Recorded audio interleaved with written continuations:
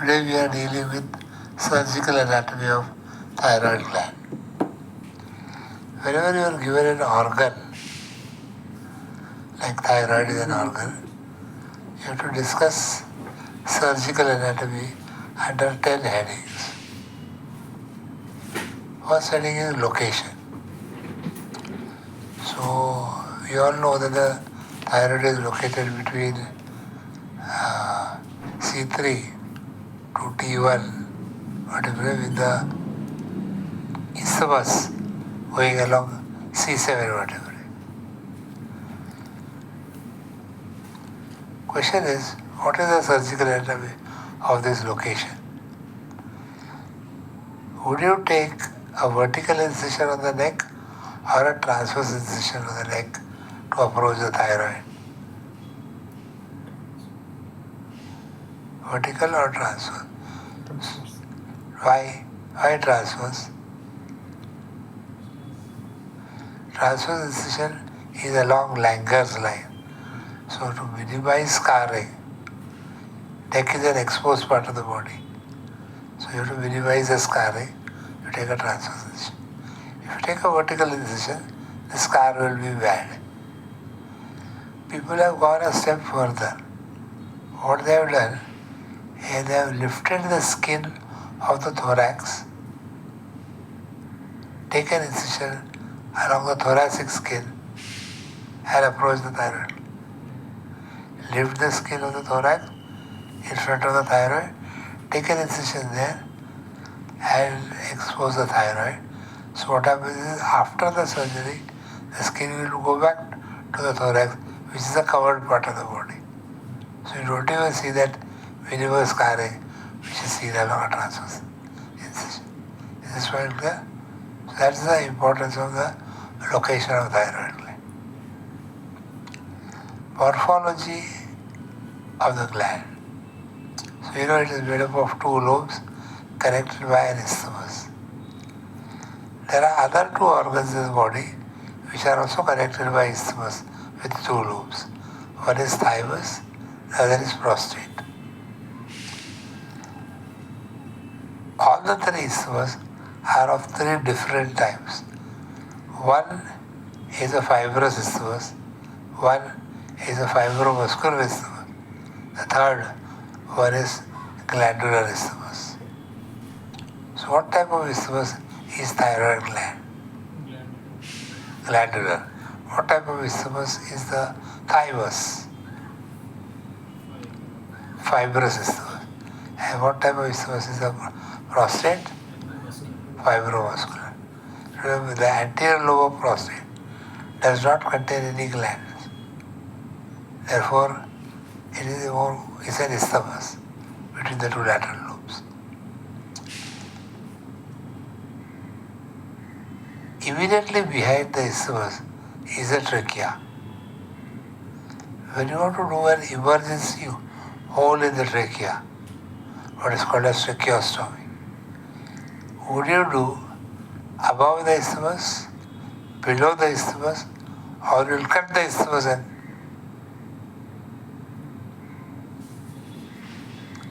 you got the question? When you are doing a tracheostomy, because the isthmus comes in the way, will you go above the isthmus, below the isthmus, or cut the isthmus and go behind the isthmus? This is called as high, mid and low tracheostomy. The isthmus is related to second, third, fourth tracheal rings. So above the isthmus would be only one tracheal ring is there. So it's too narrow. Below the isthmus, chances are when you take an incision into the trachea, the tube will slip in front of the trachea and go into the superior mediastinum. And in the superior mediastinum, immediately behind the sternum, in front of the trachea, lies the left brachiocephalic vein, which is joining to form the superior vena cava on the right side.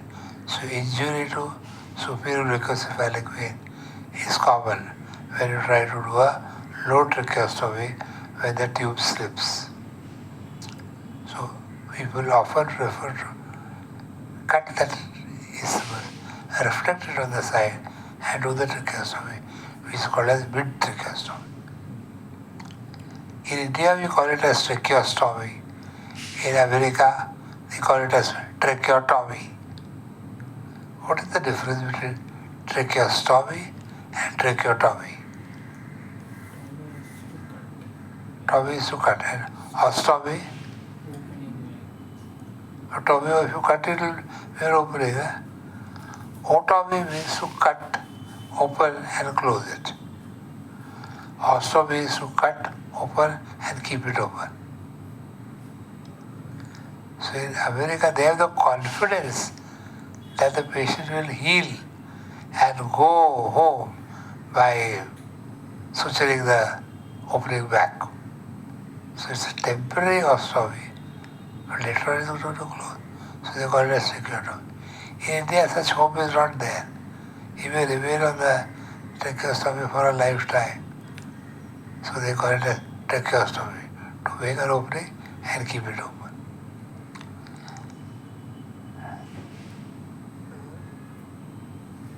An alternative to tracheostomy is cricotomy.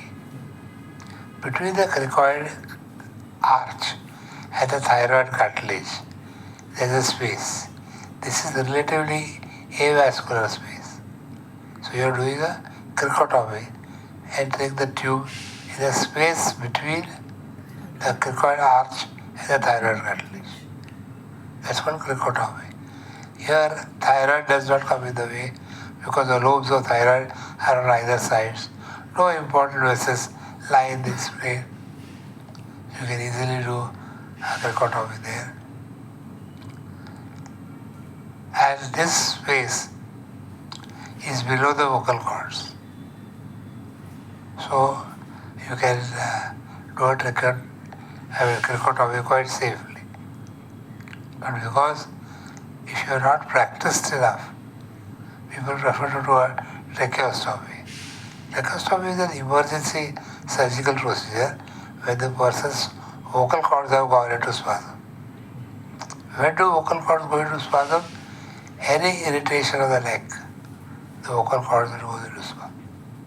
So consider the case of suicidal cutthroat injuries.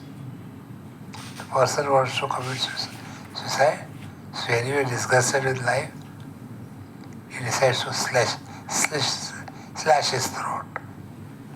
He takes a knife, he extends the neck. But he doesn't realize the moment you extend the neck, the carotid sheath goes under the sternocleidomastoid. While he was trying to cut the carotid and die instantly, instead he cuts the connective tissue below the hyoid bone. That irritates the vocal cords. Vocal cord go into spasm and the person chokes himself to death. Imagine the situation. You're trying to breathe, but somebody has put a pillow on your mouth and not allowing you to breathe. Horrific situation. In that horrified situation, he struggles, and he dies. Unless somebody does an emergency cricotomy or tracheostomy. Now, with his half knowledge of anatomy, he decides, I should not extend my neck because then the carotid sheath goes below the sternocleidomastoid. So he decides, I will not extend my neck. I will make an incision. This incision is usually occurring below in that cricothyroid space. Irritation of larynx. Vocal cord has gone into spasm, but the vocal cord is above this level. So he has created a new opening for the air to enter the lungs.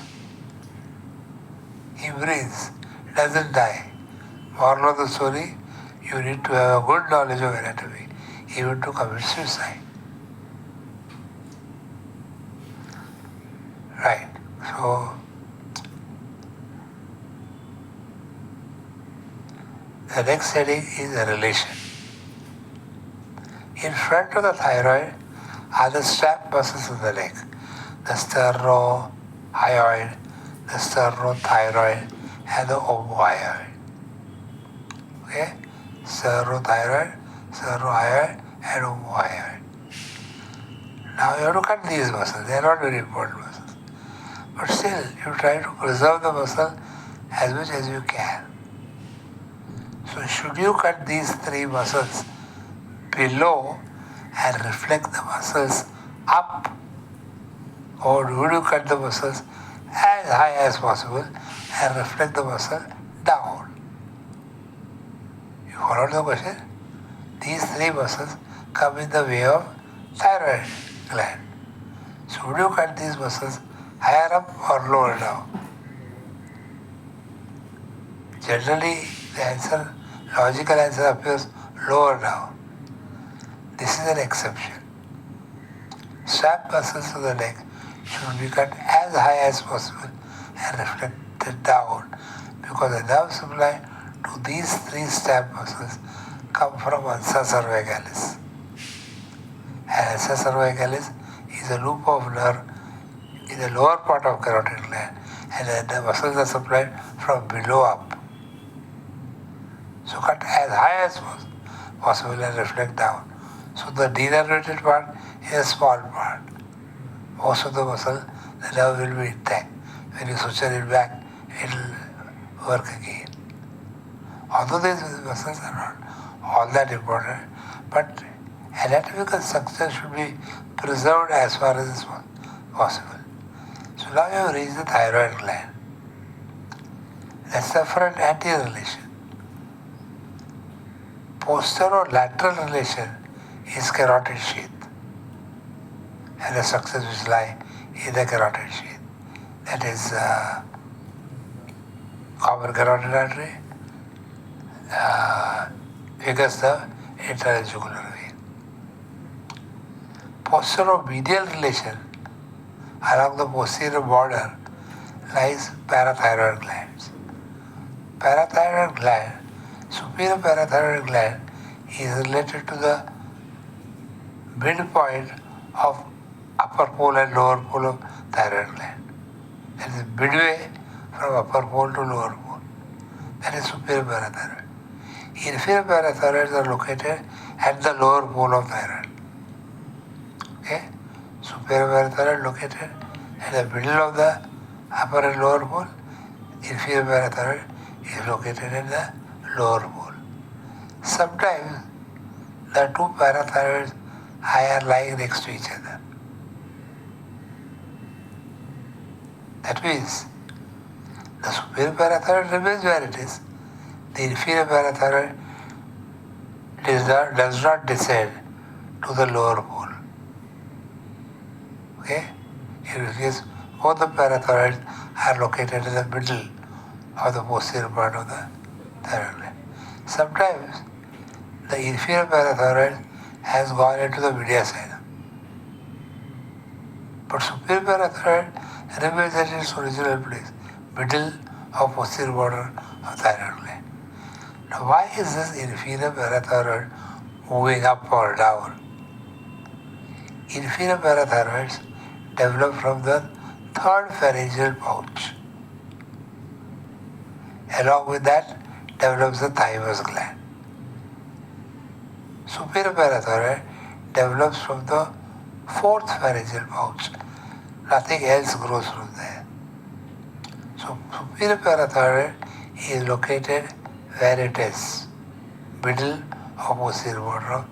It's also called as PT4 because it develops from the fourth pouch. Inferior parathyroid is PT3 because it develops from the third pharyngeal pouch. It should have been located at upper pole of thyroid. It could be located next to the superior parathyroid. It is normally located at inferior pole. At times, it may descend to the superior mediastinum along with thymus. Thymus is going to the superior anterior mediastinum, but it pulls the inferior parathyroid to a variable distance.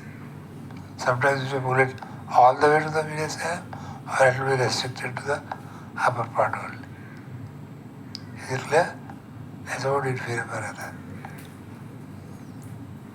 The next heading, next posterior relation is trachea, posteromedial trachea, esophagus, and left recurrent laryngeal nerve.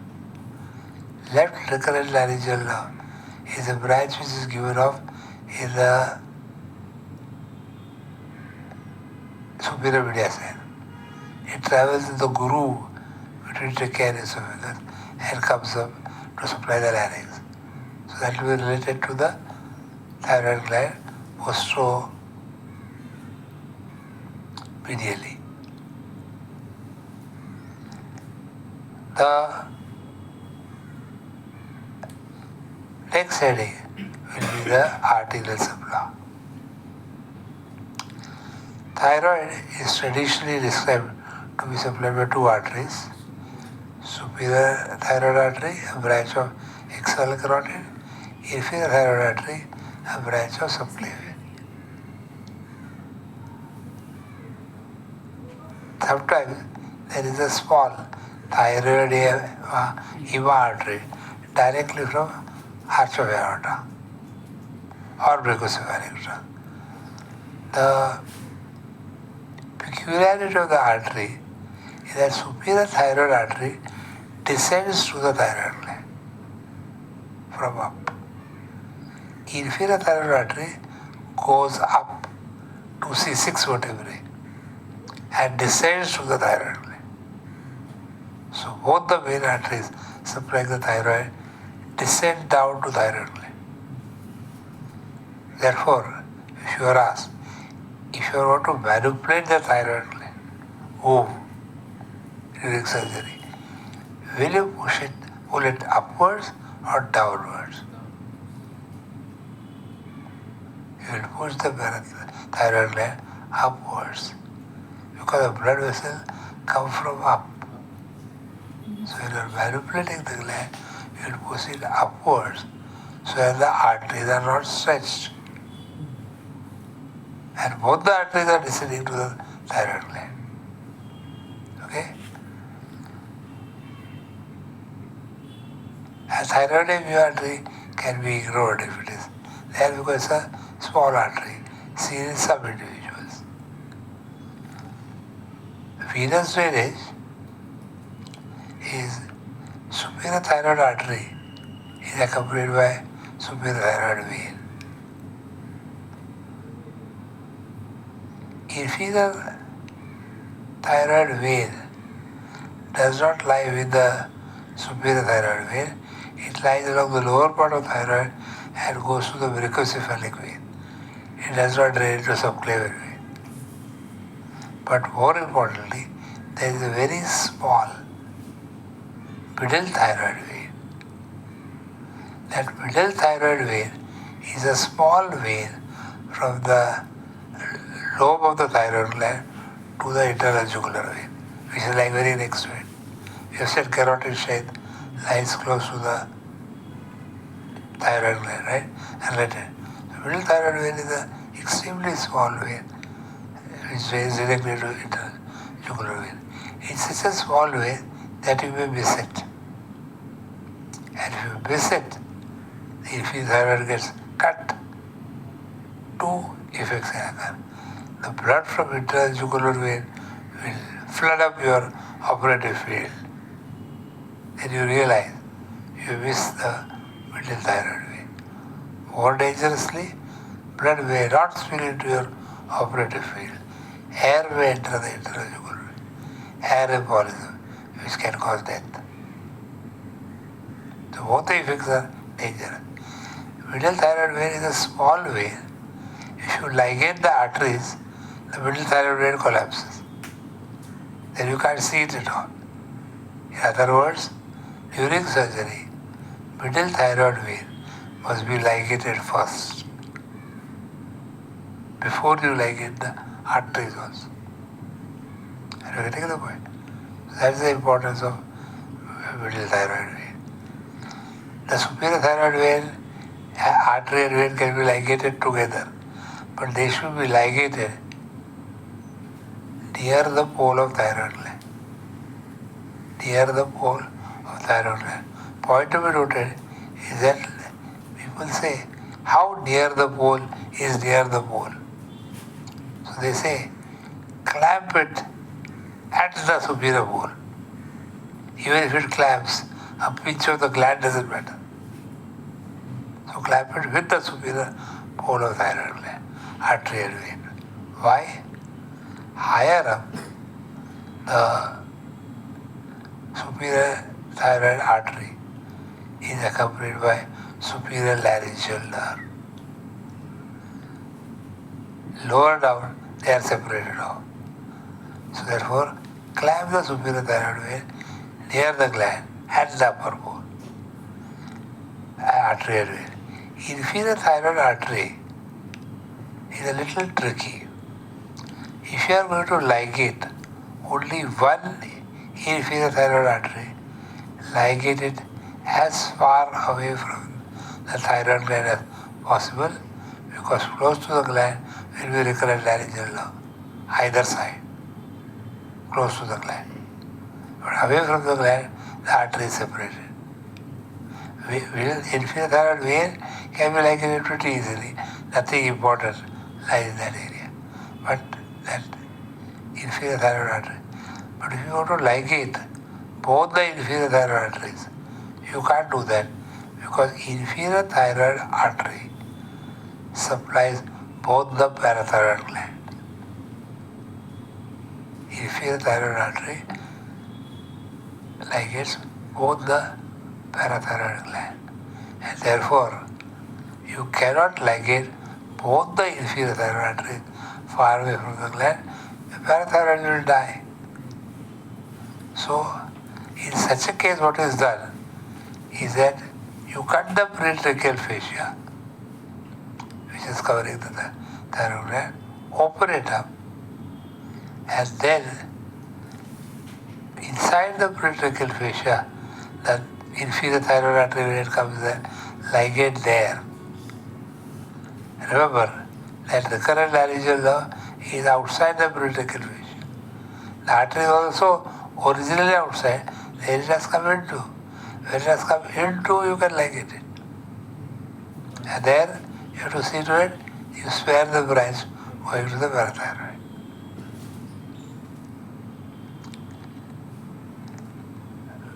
When it comes to a gland, the next study would be lymphatics. Pretracheal, prelaryngeal lymph nodes, paratracheal, retropharyngeal. All these lymph nodes which are around the respiratory and alimentary tract, these were the drain. Upper half will drain into prelaryngeal, lower half will drain into pretracheal. Side of the lobes can drain into paratracheal or retropharyngeal. Okay? This is called as the middle layer of lymph nodes. There is an outer layer of lymph nodes which drains the head. Submental, submandibular, preauricular, also called parotid, postauricular, also called mastoid, and suboccipital. Occipital. So this is the outer ray. Submental, submandibular, preauricular, postauricular, occipital. And this was the middle ray. Pretracheal, prelaryngeal, paratracheal, retropharyngeal. That means there must be something called as inner ray. Inner ray was described by a scientist called Voltaire.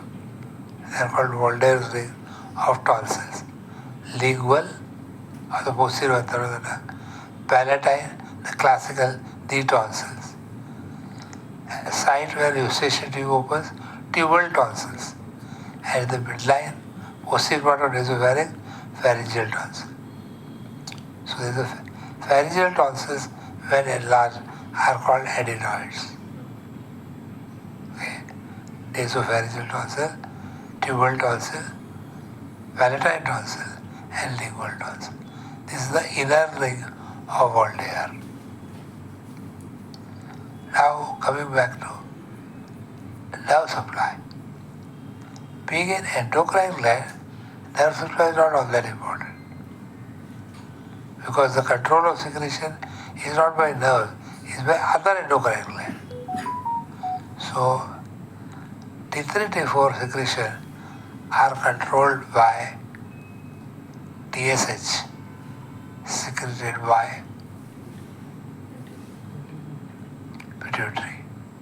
Anterior pituitary secretes TSH, which controls the secretion. Parathyroid hormone control is by blood calcium levels. Calcitonin secretion is controlled by parathormone secretion. Okay? Calcitonin causes calcium to deposit to bone, it strengthens the bone. That's why calcitonin.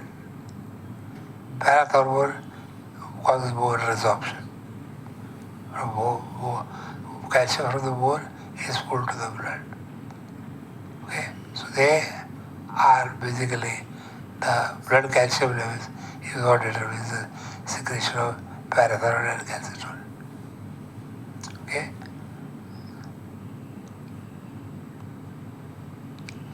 The next heading will be histology. Thyroid gland is basically a folliculated gland. It consists of follicles. That means a spherical ring with muscles, with cells lining the inside and a colloid in between. When the gland is active,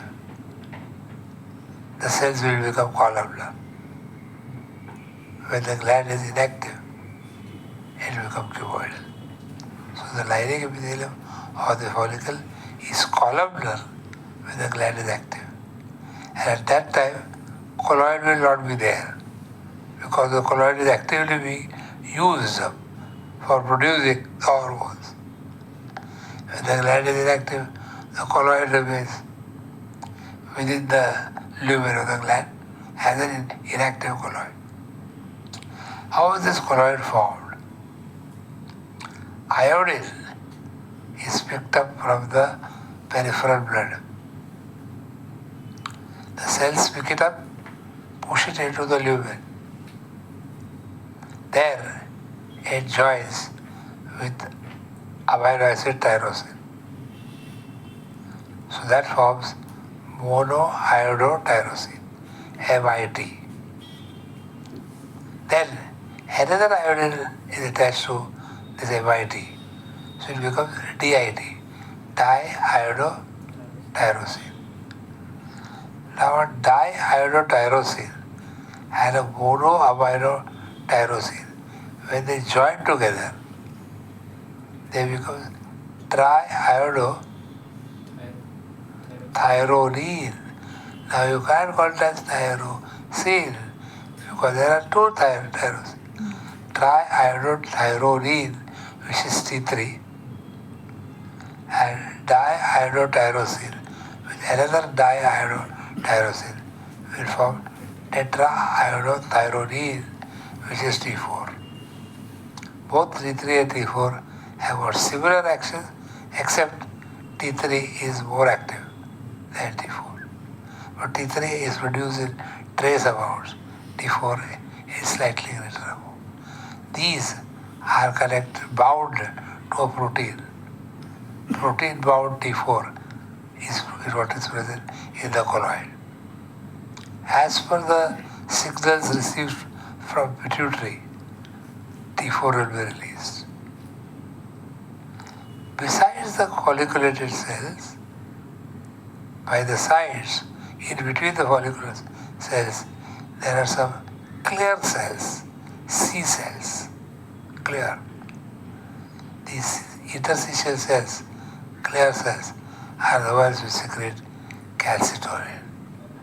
So you can remember C for clear, C for calcitonin.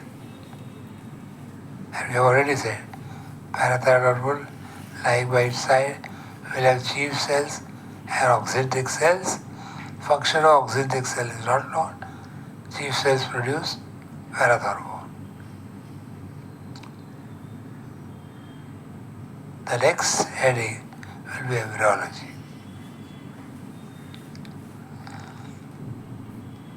Thyroid develops from the junction of anterior tooth and posterior one-third of the tongue. And that is called as foramen cecum. A thyroglossal cyst, a thyroglossal duct grows downwards in front of the hyoid bone. Then it passes behind the hyoid bone. And then it descends down to lie in the middle of the neck. Now, this descent can get arrested at any site. If it does not descend at all, you get lingual thyroid. If it descends slightly, you get sublingual thyroid. If it descends to the upper part of the leg, it will be pre-hyoid or post-hyoid thyroid gland. Now that is why we say the descent is pre-hyoid, then it goes behind the hyoid. So if it lies with pre-hyoid and gets arrested there, you will get pre-hyoid thyroid gland. When it goes behind the hyoid bone and gets arrested there, you will get post-hyoid. Further descent, normal position. Over descent, mediastinum. Any enlargement of thyroid gland is called goiter.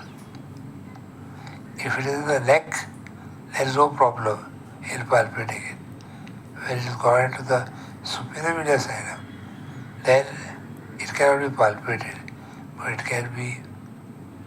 it will press upon various structures and produce different types of symptoms. Because the retrosternal goiter can press upon trachea, it will result in dyspnea. Because it presses upon trachea and esophagus, it will cause dysphagia. Because it presses upon recurrent laryngeal nerve, it will cause hoarseness of voice. Because it presses upon the superior vena cava or the brachiocephalic vein, it will cause engorgement of edema, engorgement of blood in left upper limb, left part of head neck, or both the upper limbs and entire head neck. When both upper limbs and entire head neck is affected, the goiter is pressed upon SVC. When only left side is involved, it is pressing upon brachiocephalic vein, left brachiocephalic. Is it clear? So based on that you will know what is the position. When you are palpating the thyroid in living person, that's called living anatomy. That's your last study. We have already dealt with physiology. The combination of MIT, DIT, they are all part of physiology. When you try to palpate the thyroid gland, do you palpate the thyroid gland in front of the patient or from behind? You palpate from behind. Do you ask the person to flex the neck or extend the neck? Logic will say, should extend the neck so that the thyroid can be. But when you extend the neck, the strap muscles will be stretched. When the strap muscles are stretched, small swelling will be missed. So ask the person to flex the neck and then palpate for small nodules in front of the neck. Okay? That's how thyroid is done. After palpating the gland, try to go below the gland.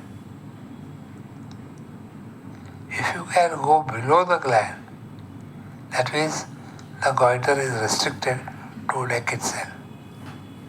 If you can't go below the gland, the part of the thyroid has gone into the superior mediastinum. Because your surgery will differ. You have to take extreme care if a part of it has gone to the superior mediastinum. Okay? So this is palpation of thyroid.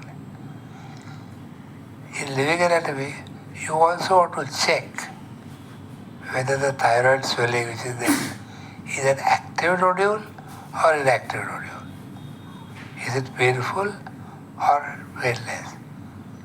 Is it reddish, warm, or is it cold? So what is done is that you give iodine isotopes. By giving iodine isotopes, it will be picked up by the gland. If that swelling nodule is active, it will appear, it will become more iodine. You will see it as darker. Whereas, and that will also be highly vascular because it is going to secrete it into the blood. So it will be warm, it will be reddish, and it will be tender. If the nodule is inactive, it will be cold, it will be white, it will be hard and not tender.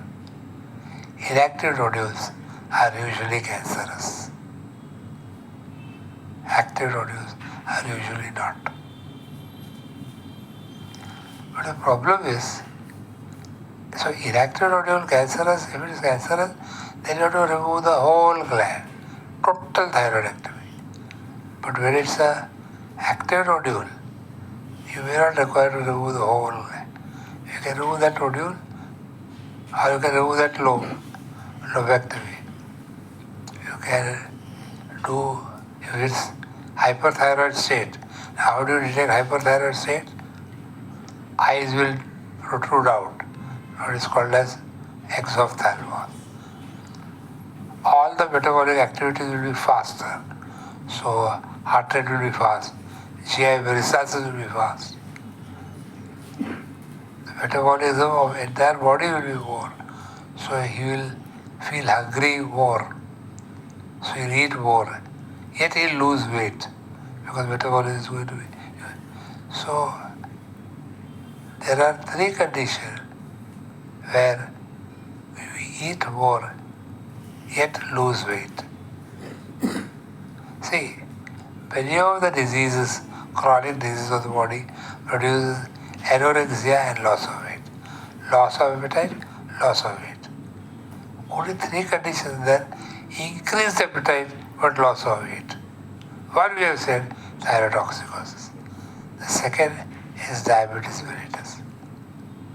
Hyperphagia, polyphagia, polydipsia, excessive thirst, polyuria, excessive urine, and along with that urine, sugar is lost.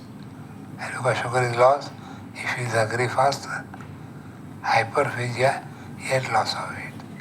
And the third is malabsorption syndrome. If the small intestine is not absorbing whatever it can, what happens is much of the nourishment passes in stools without being absorbed. So you feel hungry, you eat more, still very less is being absorbed. Malabsorption syndrome. So these are three conditions which cause hyperphagia but loss of weight. Now, so you have found out that the nodule is hot and he is in a hyperthyroid state. You can't operate when the person is hyperthyroid because highly vascular, high, cardiac output, everything is pretty fast. So what you do is you have to reduce the activity of the thyroid gland first. So for that, what is that? You give radioactive iodine. In the earlier one, you had given iodine isotopes. Here you give radioactive iodine. This will also be absorbed by the hot nodule, and that radioactivity will destroy that nodule. So it will become low active. And all the hyperthyroid signs and symptoms will go down. Vascularity will decrease. Then you can operate on that. Now, what you do, there are three types of surgeries when this person is hyperthyroid. You can do a lobectomy, you can do a subtotal thyroidectomy, or you can do a near total thyroidectomy. Lobectomy you understand. You cut the lobe and remove it. subtotal thyroidectomy means leave behind 15 grams of thyroid tissue in the tracheoesophageal groove. So parathyroid is also saved. In a near total thyroidectomy, you leave behind only 5 grams in the tracheoesophageal groove. Some parathyroid is also remain in its own place. Now, should you do a subtotal or near total? It depends on its original state.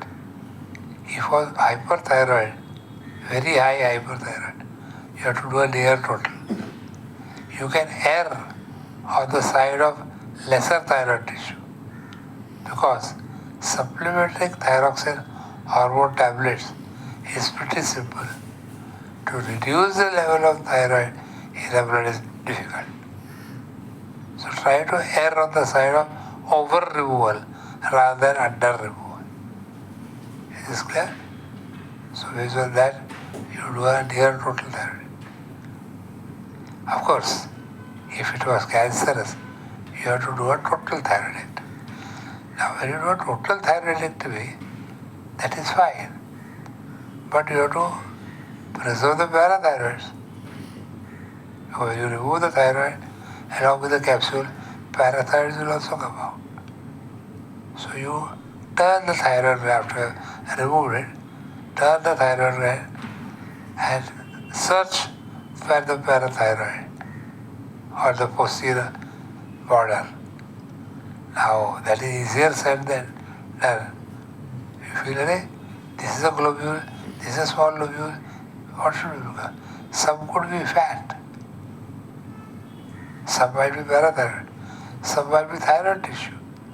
So what you do is, in the operation theatre itself, you keep a beaker half filled with water and put this suspected parathyroid into that water.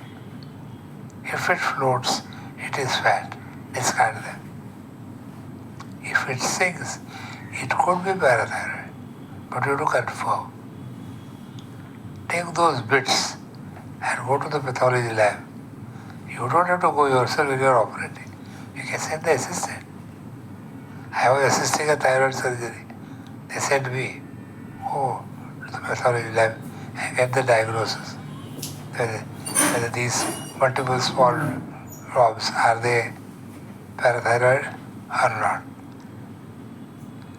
Now, what is the procedure of studying under a microscope?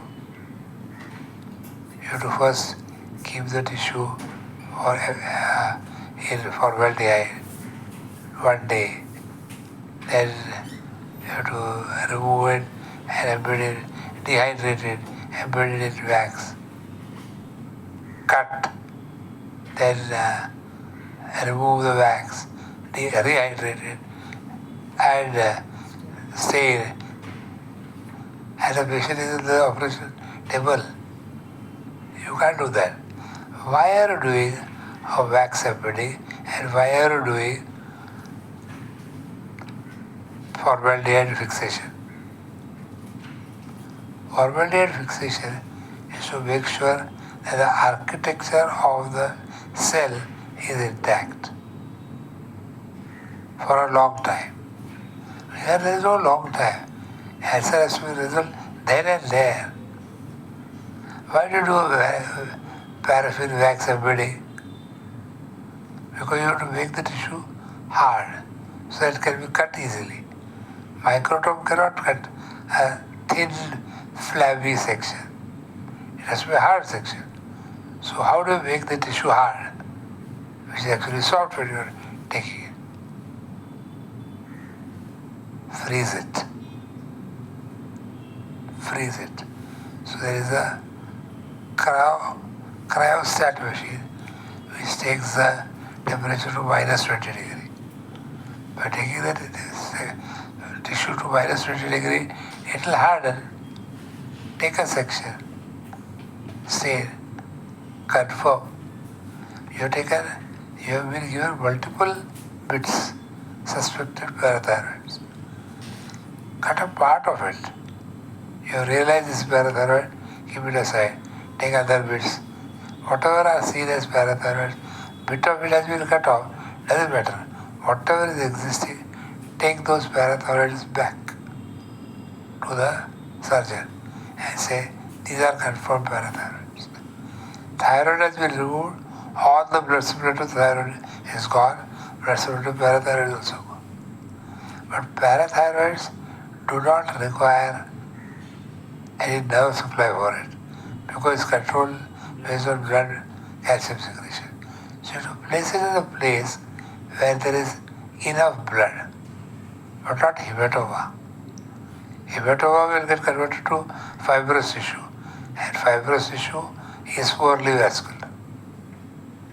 So the best bet is place it under the sternocleidomastoid. So you place the parathyroid in sternocleidomastoid bed. Sternocleidomastoid being muscle is highly vascular, and the parathyroid will function there also. Sometimes what happens is your operative field is a little messy. A lot of blood has been lost, and blood has seeped under the sternocleidomastoid also.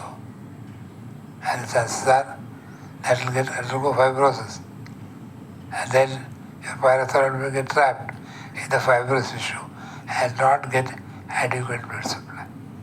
In such a case, what you do is take a nick in the rectus sheath, place it there, suture it back. The rectus abdominis muscle inside the rectus sheath is highly vascular. Parathyroid will function wherever it is placed, even if it is partially cut. After all, there are individual cells which act as well. They will do the job. And then close back the operative field, come out. So these are the headings. The same headings that we learned in first year without the surgical aspect. Now we have added surgical tag to each one of them. Likewise, you can work for surgical anatomy of any gland.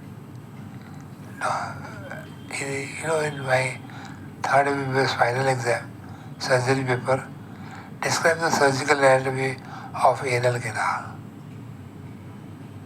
So I learned in first year a normal anatomy, and I learned surgery in third year. What I did is I divided the answer paper into two columns: normal anatomy, surgical important. Under each heading, location, applied location, morphology, applied morphology, relation, applied relation, blood supply, applied blood supply, lymphatics, applied lymphatic. Here is not so very important. Nerve supply or control of secretion, depending on whether it is exocrine or endocrine. Histology, histopathology. Embryology, different positions, different shapes, sizes. Physiology, functional aspect. And living anatomy, applied living anatomy. So, when it's a multinodular goiter or uninodular goiter, that can be best studied by ultrasonography.